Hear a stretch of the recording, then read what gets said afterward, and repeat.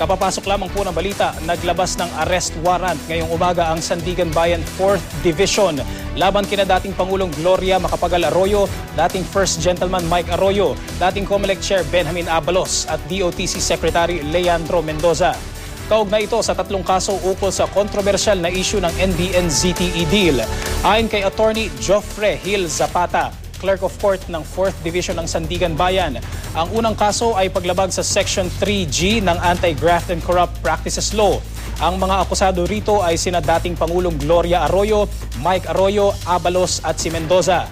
Ito ay ang paglabag sa Section 3I ng Anti-Graft and Corrupt Practices Law at paglabag sa Section 7B ng Code of Conduct and Ethical Standards for Public Officials and Employees.